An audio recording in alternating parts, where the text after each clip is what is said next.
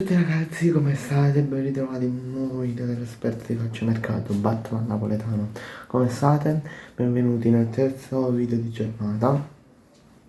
Se state bene oppure no, scrivetemelo nei commenti. E se volete scrivetemi pure, perché in questo video andremo a trattare degli infortuni del Napoli, cioè della partita, recente partita del Napoli-Genoa, cioè quello di Politano e quello di Lobotka.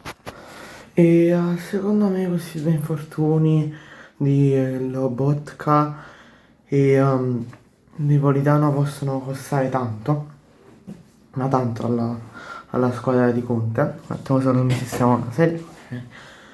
Vabbè, perché Politano, partiamo da Politano, che nell'infortunio salterà pure per la pausa nazionali, salterà anche la nazionale, come vi ho detto nel secondo video di giornata dello Shorts, andatelo a vedere subito, e lasciateci un like e un commento. Secondo me Politano rientrerà circa per la partita per il Milan, secondo me. Alcuni parlano, alcune mie fonti attendibili parlano anche per una partita, per la partita contro, cioè scusate, volevo dire nella partita contro l'Inter, però poi se non ricordo qual è la partita prima dell'Inter. Se ve lo sapete scrivetemelo qua sotto nei commenti.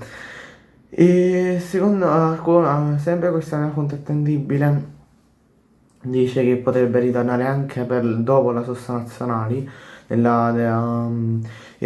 però si presume anche dopo la pausa nazionali, dopo la prima settimana, dopo la seconda pausa nazionali, quindi per la partita contro l'Inter. Poi si è infortunato Lobotka, centrocampista mediano, centrocampista difensivo più che altro del Napoli. Si è infortunato all'inguine, perché Conte nella conferenza ai microfoni di DAZN nel post partita di Napoli-Genoa ha detto che aveva diciamo aperto troppo la gamba e quindi ha avuto un infortunio al pub e quindi si è aperto diciamo il pub e di conseguenza ha un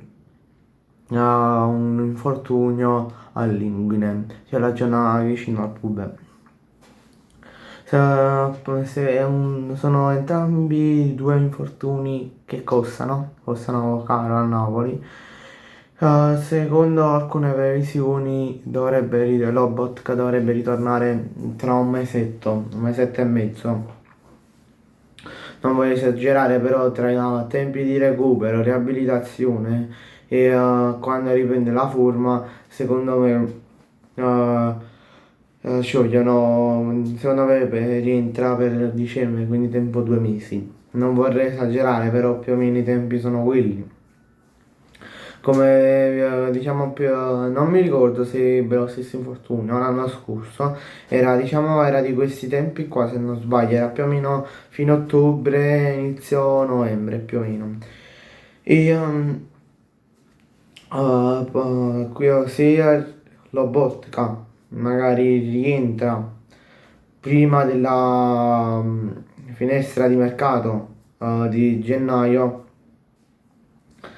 il Napoli non prenderà un sostituto, però vedete che vi spoilerò che il Napoli in caso Lobotka dovrebbe entrare dopo dicembre, dopo la pausa di mercato di gennaio, oppure a metà gennaio, potrebbe diciamo prendere un sostituto come vice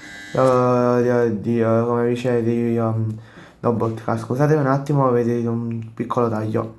Per questo piccolo taglio, però diciamo per voi saranno passati pochi secondi, per me sarà passata 20, 30, 40 minuti. Vabbè, di chi stavo parlando? Stavo parlando degli infortuni di Lobotka che potrebbe essere sostituito oppure no.